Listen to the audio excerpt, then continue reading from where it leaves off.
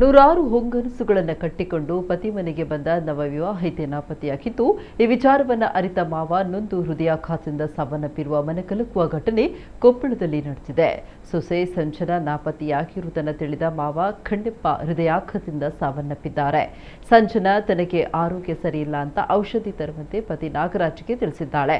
ಹೀಗಾಗಿ ಮಾತ್ರೆ ತರಲೆಂದು ತಿಳಿದ ಪತಿ 15 ನಿಮಿಷಗಳ ಬಳಿಕ ಮನೆಗೆ ಹಿಂದಿರುಗಿದಾಗ ಈಕೆ ನಾಪತ್ತೆಯಾಗಿದ್ದಾಳೆ. ಈ ವಿಚಾರ ತಿಳಿದ ಪತಿಯ ತಂದೆ ಹೃದಯಾಘಾತದಿಂದ ಮೃತಪಟ್ಟಿದ್ದಾರೆ. ಮತ್ತೊಂದೆಡೆ ಎಲ್ಲ ಕಡೆ ವಿಚಾರಿಸಿದ್ರೂ ಈಕೆ ಬಗ್ಗೆ ಯಾವುದೇ ಸುಳಿವು ಸಿಗದ ಕಾರಣ ಪೊಲೀಸರಿಗೆ ದೂರು ನೀಡಲಾಗಿದೆ. ಜೊತೆಗೆ ಆಕೆಯ ಕೈಯಲ್ಲಿ ರವಿ ಎಂಬ ಟ್ಯಾಟೂ ಇರುವುದಾಗಿ ಸಹ ದೂರಿನಲ್ಲಿ ಉಲ್ಲೇಖಿಸಲಾಗಿದೆ.